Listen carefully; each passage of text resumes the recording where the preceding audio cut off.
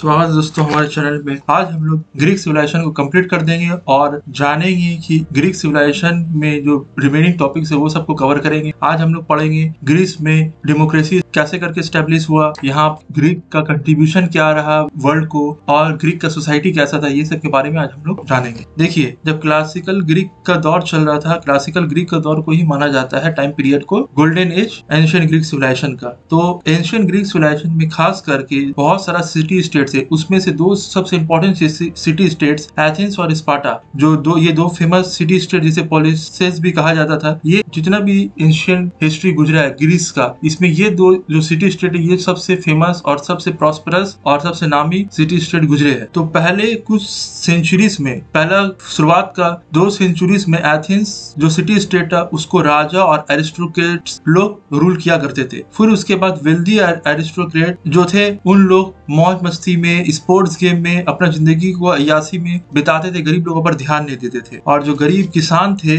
उन लोग का जिंदगी अच्छा नहीं गुजर रहा था, तो उन लोग ने, गरीब किसान ने रिवॉल्ट किया यही एरिस्टोक्रेट और किंग के खिलाफ। और इसमें से मैंने आप लोग को इससे पहले टायरेंट्स कौन है उसके बारे में बताया है कि बहुत सारे एरिस्टोक्रेट्स लोग ने मिलकर पावर को ग्रैब कर लिया, जो नया नया एरिस्टोक्रेट बने थे, जिससे यही राजा लोग से। देखिए, जब गरीब लोग रिवॉल्ट कर रहे थे उन लोगों का साथ कौन दिया? उन लोगों का साथ दिया कि नया नया जो एरिस्टोक्रेट बन के उभरे थे। जिससे पहले क्लास में मैंने आप लोगों को बताया था कि जो कुछ इंसान जो गरीब थे लेकिन उन लोग ट्रेड करके बिजनेस कर आगे बढ़े और एक तो नया एरिस्टोक्रेट क्लास तैयार हुआ। तो यही नया एरिस्टोक्रेट क्लास जो था, जिसे टायरेंट कहा गया, यही लोग ने मिलकर क्या किया, पीजेंट लोग का साथ, ये जो पहले से जो ओल्ड एरिस्टोक्रेट थे उन लोगों को हटाया, राजा को हटाया, और इन्हीं लोग ने मिलकर डेमोक्रेसी का स्थापना किया। लेकिन फिर भी इन लोग का डेमोक्रेसी सिर्फ नाम का डेमोक्रेसी था, इन लोग ने भी ज्यादा कुछ भलाई का काम नहीं किया। तो 1514 में 2 लवर थे आपको जाकर, हार्मोडियस और एरिस्टोजिटॉन, इन्होंने क्या किया, एक टायरेंट को मार दिया। और ये हिस्टोरिकली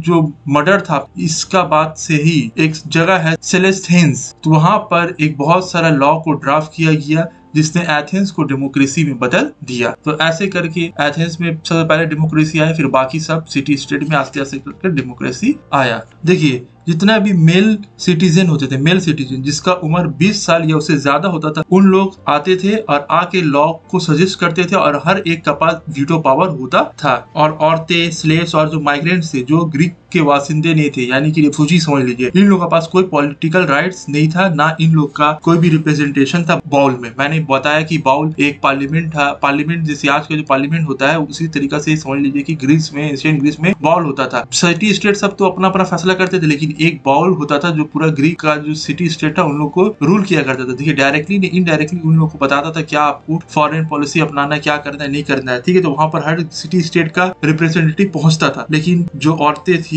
और स्लेव्स, माइग्रेंट्स, इन लोग कोई भी पॉलिटिकल राइट्स नहीं था। देखिए, आज जितना भी हम लोग जो मॉडर्न डेमोक्रेसी का जो परिभाषा जानते हैं, ये सब चीज आपको जाकर कहीं ना कहीं एंशिएंट ग्रीस से ही हमने लिया है। एंशिएंट ग्रीस में जो डेमोक्रेसी था, वहां पर जितना भी फ्री मेल सिटीजन था, जो मैंने बताया फ्री मेल सिटीजन, मर्द होना चाहिए और फ्री होना चाहिए, यानी कि आजाद सिटीजन होना चाहिए। फ्री मेल सिटीजन जो होता था वो सिटी का लीडर बन सकता था, अगर उसके अंदर कैपेबिलिटी है, मिलिट्री कमांडर बन सकता था, लॉ लिख सकता था और भी बहुत कुछ कर सकता था, लेकिन फ्री मेल सिटीजन, बाकी सबको उतना राइट्स नहीं था। और स्पार्टा जो था उसका कुछ अलग पॉलिटिकल सिस्टम था, वहां पर पॉलिटिकल सिस्टम कुछ अलग तरीके से इवोल्यूट हुआ। देखिए, जो स्पार्टन्स लोग थे उन लोगों का माना जाता है कि जो नॉर्दर्न ट्राइब्स थे जिसने मार्सेनियन सिविलाइजेशन को कॉन्कर किया था, इन लोग उसी का वंशज अपने आप को माना करते थे स्पार्टन्स लोग। ये जो स्पार्टन्स थे, इन लोग पहाड़ी एरिया जो है पेलोपोनेशियन पेनिनसुला, यहाँ पर आकर इन लोग बसे और यहाँ पर आकर जो उधर के ट्राइब से पहले के इन लोग को अपना कंट्रोल में लिया। और स्पार्टा में एक नियम था, स्पार्टा समझ लीजिए कि एक पूरा तरीका से मिलिट्री स्टेट था, हर एक वहाँ का नागरिक मिलिट्री था, चाहे वो किसान हो या स्टैंडिंग आर्मी, सबको लड़ना आता था। वक्त आने पर सब का सब आदमी लड़ने के लिए तैयार हो जाता था। आप मूवी 300 देखे होंगे, वहां पर अगर कोई बच्चा पैदा होता था, अगर वो अपंग है, यानी कि वो एबनॉर्मल है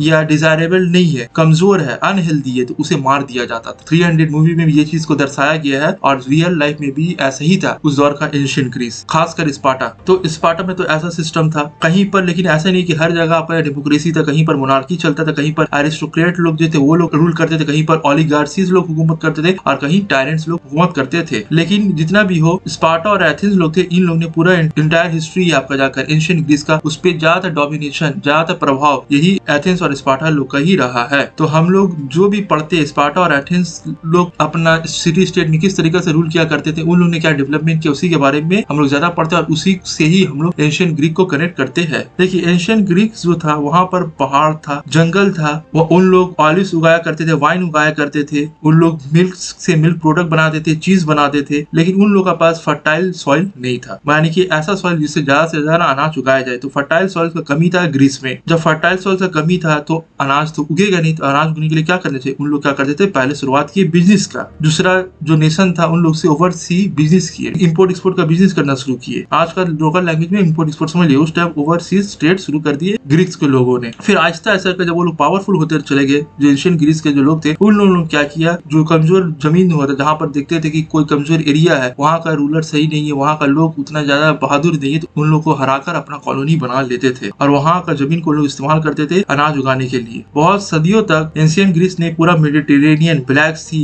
से लेकर मॉडर्न स्पेन से लेकर यूक्रेन, रशिया तक अपना कॉलोनी बनाया। और इसी पे जो एंशिएंट फिलोसोफर है प्लेटो, वो एक जोक मारते हुए कहते हैं कि ग्रीक्स तो बैठा हुआ है मेडिटेरियन में जैसे कि फ्रॉक्स बैठा हुआ है मूर में। तो ऐसा मजाक किया करते थे, जोक में बोलते थे ग्रीस का तारीफ में। देखिए जो पीरियड रहा है 750 से लेकर 480 BC तक, ये पीरियड को आर्काइक पीरियड कहा जाता है एंशिएंट ग्रीक सिविलाइजेशन का। और यहाँ पर जो ग्रीक सिविलाइजेशन था वो उसका डोमिनेशन का राइज होता है। ग्रीक्स लोग जो थे उन लोग ने बहुत सैकड़ों कॉलोनी बनाया, उन लोग बहुत दूर तक सफर किए, बहुत सारा ट्रेड रूट उन लोग ने स्टैब्लिश किया, बहुत सारा सिटी स्टेट इसी टाइम में डेवलप हुआ। और इसी पीरियड पे स्पार्टा और जो एथेंस है इन लोग का अपना पॉलिटिकल सिस्टम भी डेवलप किया और एक बड़ा पावर बनकर उभरा। लेकिन जैसे ही क्लासिकल ग्रीस पीरियड शुरू होता है 500 BCE से 480 BC तक, तो इसी दौर में जब क्लासिकल पीरियड शुरू होता है एंशिएंट ग्रीस का, उस दौर में भी एक और सुपर पावर उस टाइम था जिसे अकैमेनिड पर्शियन इंपायर कहा जाता था। नॉर्मल आप समझिए पर्शियन इंपायर। ये पर्शियन इंपायर उस टाइम का एक बड़ा सुपर पावर था। इससे ग्रीस लोग का लड़ाई शुरू हो जाता है और एक लंबा सीरीज ऑफ वॉर चलता है। इसको बारे में जानना है तो मूवी 300 का दोनों पार्ट को आप देख सकते हैं, उन लोगों का राइवलरी के बारे में। देखिए क्लासिकल पीरियड जो है एंशिएंट ग्रीस का वो शुरू होता है 500 से लेकर 400 BCE में, जब पर्शियन इंपायर ये चाह रहा था कि वो जितना भी ग्रीक का सिटी स्टेट है उसको कैप्चर कर ले। तो पहले जो पर्शियन लोग थे उन्होंने क्या किया, इन्वेड किया ग्रीस के कुछ सिटी स्टेट पे, फिर उधर लूटपाट मचाया खासकर एपेसियस और मिलेटस में, और फिर उन्होंने एथेंस पे अटैक किया और एथेंस के अलाइज पे अटैक किया और उन लोग को बोला कि आप सरेंडर कर दीजिए और हमें एक vast sums of amount of money हमें एज अ ट्रिब्यूट पे करिए। लेकिन आहिस्ता आहिस्ता जितना सिटी स्टेट थे जो आपस में पहले लड़ाई करते थे और जब एकजुट नहीं थे, उन लोग ने प्लान किया और बोला कि अब हमें एकजुट होकर लड़ना है। आप जो 300 मूवी है मैं उसी का एग्जांपल देता हूँ। शुरुआत में जब 300 मूवी है जो पहला पार्ट होता है उसमें स्पार्टा लोग मदद करने के लिए एथेंस से कई आदमी लोग आते हैं लेकिन बीच में छोड़ के चले जाते हैं, तो स्पार्टा लोग अकेला ही लड़ता है। लेकिन पार्ट 2 में एथेंस लोग सपोर्ट में आ जाते हैं और आपका जाकर पूरा तरीके से दिखाया गया है कि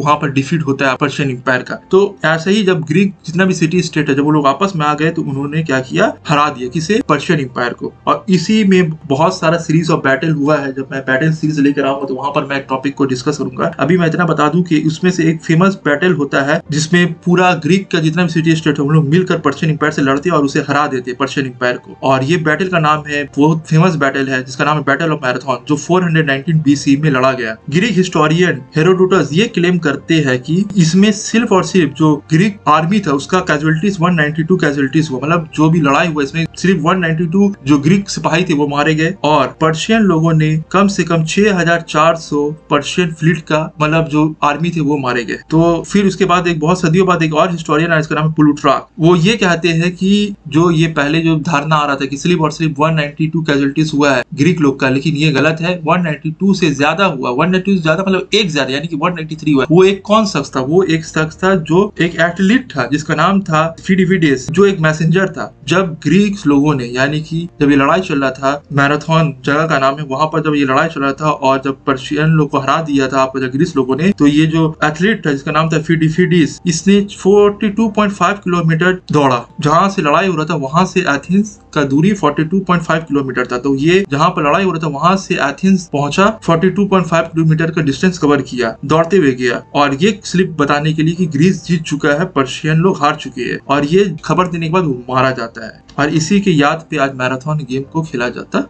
है। हम लोग ने अभी तो टॉपिक देख लिया कि एंशियंट ग्रीस के जो बचा हुआ कंसेप्ट है वो देख लिया, कि पर्शियन लोग से वॉर देख लिया, कैसे करके वॉर होता है, सिटी स्टेट कैसे करके डेवलप हुआ, डेमोक्रेसी वहां कैसे डेवलप हुआ है, क्लासिकल पीरियड कैसे करके आया है। अब हम लोग देख लेते हैं कि और आगे देखते हैं कि आज हम लोग अभी पढ़ेंगे कि जो आपका जाकर नाम है अलेक्जेंडर के बारे में भी थोड़ा जान लेंगे कि अलेक्जेंडर का कब उदय होता है। देखिए बैटल का मैं नाम बता दूं जो लड़ा गया था। बैटल ऑफ मैराथन 490 BC में लड़ा गया। बैटल ऑफ थर्मोपाइली 480 BC में लड़ा गया। पर्शियन लोगों ने क्या किया, एथेंस में जला दिया था 480 BC में, एथेंस का बहुत सारा शहर को। फिर बैटल ऑफ सलामिस 480 BC में लड़ा गया। फिर बैटल ऑफ प्लेटिया 479 BC में लड़ा गया। ये कुछ बैटल इंपॉर्टेंट बैटल है ग्रीको पर्शियन वॉर का 499 से लेकर 479 BC तक। इतना सारा कोई इंपॉर्टेंट लड़ाई लड़ा गया। इसके अलावा भी बहुत सारे छोटे मोटे लड़ाई हुआ करते थे। देखिए जब ग्रीस लोग पूरा तरीका से हरा देता है आपका जाकर पर्शियन लोग को, फिर ग्रीस में आपस में एक सिविल वॉर हो जाता है और ये सिविल वॉर को पेलोनेशियन वॉर कहा जाता है। जब स्पार्टा लोग जीत जाते हैं और ग्रीस में जितना भी लड़ाई होता है इसमें सबसे पावरफुल सिटी स्टेट जो रहता है स्पार्टा, ये सबसे पावरफुल सिटी स्टेट बनकर उभरता है। बाकी सबको ये अपना अधीन ले लेता है। लेकिन स्पार्टा लोग का मिलिट्री पावर के सामने कोई और मिलिट्री पावर तो टिक नहीं सका। लेकिन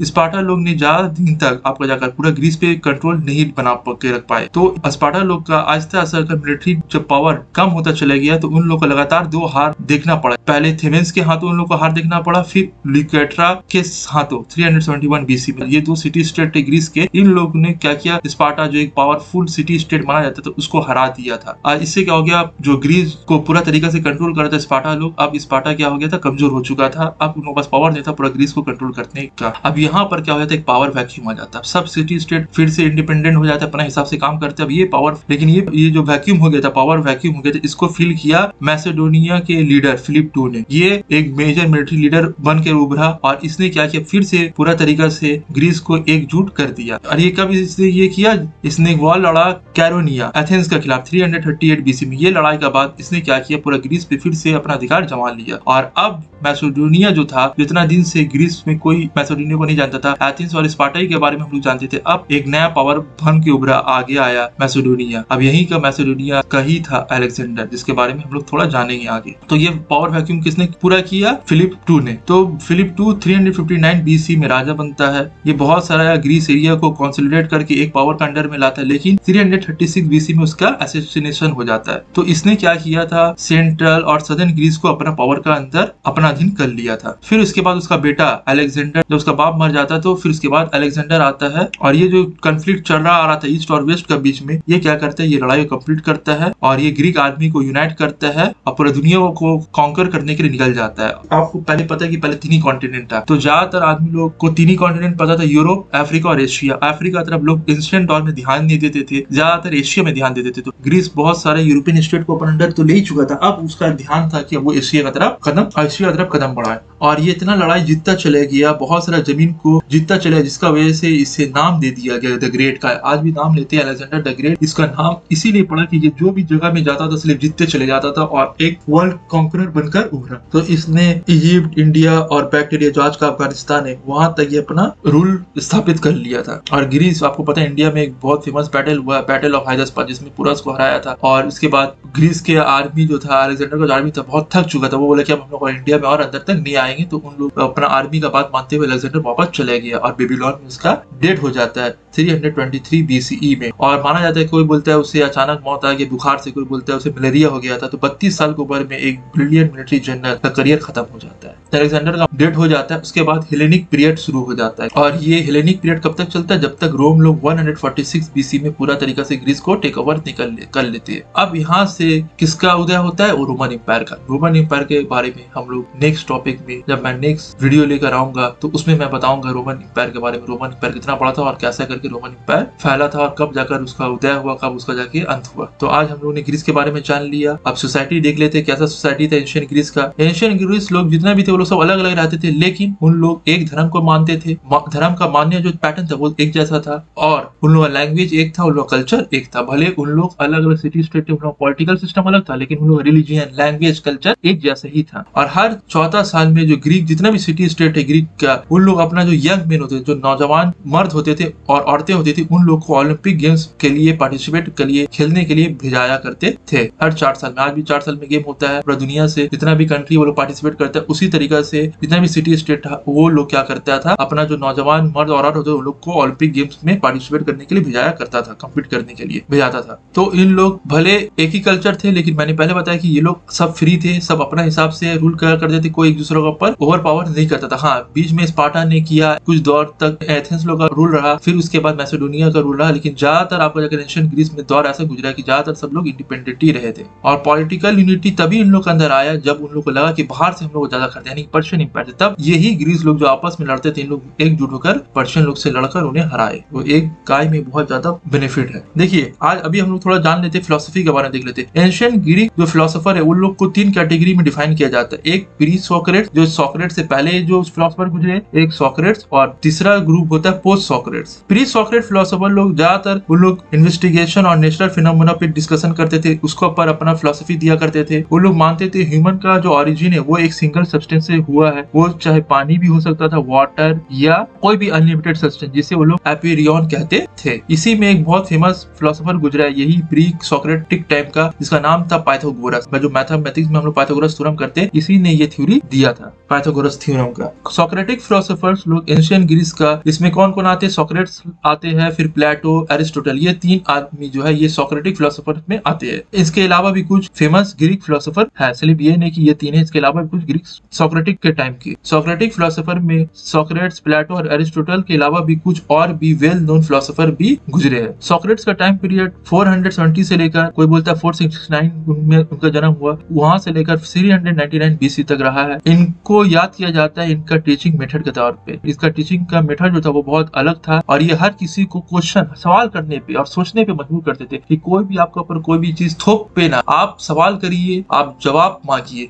अपना अथॉरिटी से। कोई भी अगर आपको कुछ करने को बोले, उसका पीछे आप तर्क तलाश करिए कि आखिर किस बुनियाद पे आप ये बात कह रहे हैं। तो ये अपने स्टूडेंट को लेक्चर देने के बजाय ये क्या करते थे, अपने जो जितना भी स्टूडेंट थे उससे डिफिकल्ट क्वेश्चन करते थे, ताकि वो अपने अजम्पशन को, उनके अंदर जो क्यूरियोसिटी है उसको जागरूक करे और सबसे सवाल जवाब करे। और आज भी मॉडर्न जो लॉ स्कूल है वहां पर भी ये तरीका फॉलो किया जाता है। तो देख लिए सोक्रेट्स से कितना बड़ा योगदान है, आज के दौर तक उसका योगदान चलते हुए आ रहा है। देखिए, सोक्रेट्स ने अपने बारे में बहुत कम लिखा, क्योंकि उस दौर में ज्यादा लिखाई पढ़ाई नहीं होता, ज्यादातर लेक्चरर्स देते थे सोक्रेट्स। तो जो भी हम लोग सोक्रेट्स के बारे में जानते हैं, वो उसका एक स्टूडेंट गुजरे हैं जिसका नाम है प्लेटो। उन्होंने क्या किया था, सोक्रेट्स का जो भी फिलोसफी था उसको लिखा था, तभी जाके आज हम लोग सोक्रेट्स के बारे में जानते हैं, क्योंकि सोक्रेट्स ने अपने बारे में कभी भी कुछ भी नहीं लिखा। प्लेटो का टाइम पीरियड है 428 से लेकर, कोई बोलता है 427 से लेकर 348 BC तक। ये इथिक्स को पढ़े, वर्च्यू को पढ़े, जस्टिस को पढ़े, और भी बहुत सारे ह्यूमन बिहेवियर के बारे में स्टडी किया। तो ये सब स्टडी करने के बाद ये सब के ऊपर फिलोसफी दी है कि ह्यूमन बिहेवियर कैसा होना चाहिए, कैसे करके नेचुरल जस्टिस आएगा, लोगों को इंसाफ मिलेगा। फिर उसके बाद आते हैं एरिस्टोटल, जो प्लेटो का स्टूडेंट थे। प्लेटो किसका स्टूडेंट? सोक्रेट्स। सोक्रेट्स का स्टूडेंट प्लेटो, प्लेटो का स्टूडेंट एरिस्टोटल। एरिस्टोटल का स्टूडेंट कौन? अलेक्जेंडर। ये देख लीजिए क्रोनोलॉजी। एरिस्टोटल का टाइम पीरियड है 384 से लेकर 322 BC तक। तो ये भी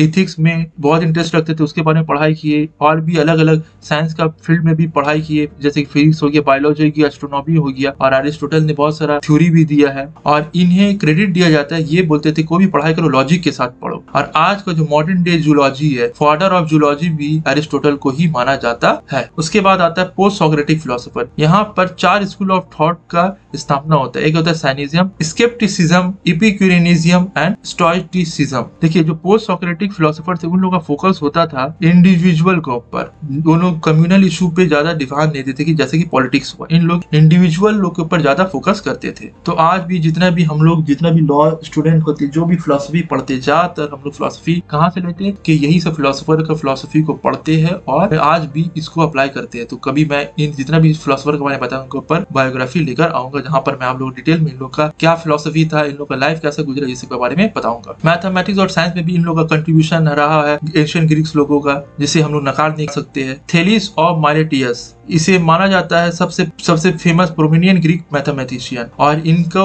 इनको योगदान को आज भी याद किया जाता है क्योंकि इन्होंने मेथोलॉजीज ऑफ ऑब्जर्वेशन का थ्योरी दिया, उसके बारे में बताया, फिर एक्सपेरिमेंटेशन और डिटेक्शन के बारे में बताया जो आज भी इस्तेमाल किया जाता है। और पाइथागोरस जिसने डेवलप किया ज्योमेट्री को, जो आज भी ज्योमेट्री हमारा साइंस का पार्ट है, ज्योमेट्री का ही बदौलत हम लोग आज बिल्डिंग बनाते हैं, ब्रिज बनाते हैं, कंस्ट्रक्शन करते हैं। तो पाइथागोरस का भी बहुत योगदान रहा है। यहाँ पर पाइथागोरस तो आपको अगर मैंने बताया कि प्री सॉक्रेट्स में थे, यहाँ पर पाइथागोरस के जो मानने वाले थे उन लोग का ये सब आइडियोलॉजी रहा है। पाइथागोरस तो मैंने आपको पहले ही बता दिया कि वो प्री सॉक्रेटिस के टाइम में थे। देखिए एक और मैथमेटिशियन और साइंटिस्ट है जिसके नाम था एम्पेडोक्लेस, जिसका टाइम पीरियड है 495 से लेकर 430 BC तक। देखिए इन्होंने बताया कि जितना भी मैटर है वो इनडिस्ट्रक्टिबल है और इटर्नल है। तो ये मैटर इनडिस्ट्रक्टिबल है और इटर्नल, ये किसने बताया? ये बताया एम्पेडोक्लेस ने। ये पहले थे जिन्होंने आइडिया दिया कि मैटर एग्जिस्ट करता है और मैटर का 4 फॉर्म है, earth, air, fire and water. तो एम्पेडोक्लेस जो थे वो मानते थे कि जो मैटर है वो 4 फॉर्म पे एग्जिस्ट करता है,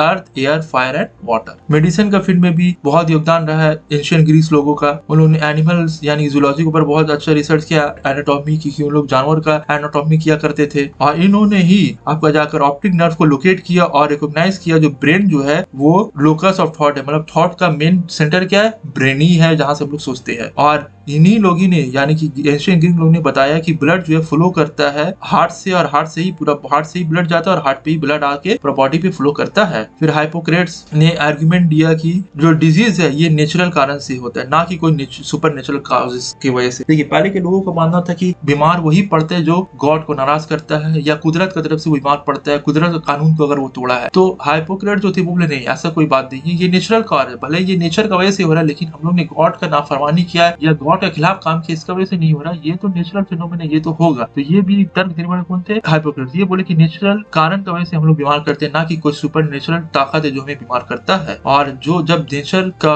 वजह से हम बीमार पड़ते हैं तो नेचर से ही हमें इलाज मिलेगा। तो अब कैसे करके आप अपने आप को फिट रखिएगा, कैसे बीमारी से बचिएगा, उसका ये बताते कि अगर आप बीमारी से बचना है उसके लिए क्या करना पड़ेगा? आपको प्रॉपर रेस्ट लेना पड़ेगा, प्रॉपर डाइट यानी प्रॉपर खाना खाना पड़ेगा, एक्सरसाइज करना पड़ेगा ताकि आप हेल्दी लाइफ जिए, बीमारी से बचे। और इनको बहुत सारा ड्रग्स यानी कि दवा के बारे में भी अच्छा नॉलेज था और ये सर्जिकल प्रैक्टिस पे भी बहुत ज्यादा इंप्रूवमेंट को इनका कमांड था, तो ये बहुत अच्छा सर्जरीज भी किया करते थे। तो इन्होंने बताया कि अगर आपको अपने आप को फिट रखना है और बीमारी से बचना है तो अपने आपको प्रॉपर डाइट लेना पड़ेगा, एक्सरसाइज करना पड़ेगा और ये सब काम करना पड़ेगा ताकि आप बीमारी से बचे रहिएगा। तो ग्रीक सिविलाइजेशन का इतना योगदान रहा है जिसके जाने के बाद आज भी हम इस्तेमाल करते हैं। और रोमन इंपायर भी आपका जाकर जब आया तो उसने ग्रीक सिविलाइजेशन का ही एक्सटेंशन माना जाता है। बहुत कोई मानते कि रोमन इंपायर जो था वो कुछ नहीं, बस ग्रीक सिविलाइजेशन का एक्सटेंशन ही लोग मानते हैं। और आज का भी बहुत ज्यादा यूरोपियन कंट्री भी, भले यूरोपियन कंट्री में क्रिश्चियनिटी आ गया था, लेकिन ज्यादातर लोग अपने आप को गोल्डन एज का जब बात बोलते थे तो उन लोग खासकर रोमन इंपायर को अपने आप से कनेक्ट करते थे और एंशिएंट ग्रीस को अपने आप से कनेक्ट करते थे। जब रेनेसां आया 15th-16th सेंचुरी में, तब जाकर उन लोगों ने बोला कि हमारा जो ये दौर है 5th सेंचुरी से लेकर 15th सेंचुरी तक ये डार्क एज है, क्योंकि यहाँ पर कोई डेवलपमेंट नहीं हुआ। हम लोग को फिर से अपना दौर को वापस जीवित करना है। वो कैसे होगा? वो कौन सा दौर को उन लोग बात कर रहे थे, कौन सा रेनेसां का बात कर रहे थे? ही एंशिएंट ग्रीक का फिलॉसफी, एंशिएंट ग्रीक का साइंटिस्ट लोग ने जो इनोवेशन किया, जो थ्योरी थी, ये लोग को मानता था कि हमारा दौर सबसे सुनहरा दौर था एंशिएंट ग्रीस का। जब मैं रोमन एम्पायर के बारे में बताऊंगा वहां पर बताऊंगा कि उनका क्या योगदान था। तो जो यूरोपियन लोग थे जब रेनेसां आए तो वो बोले कि हमारा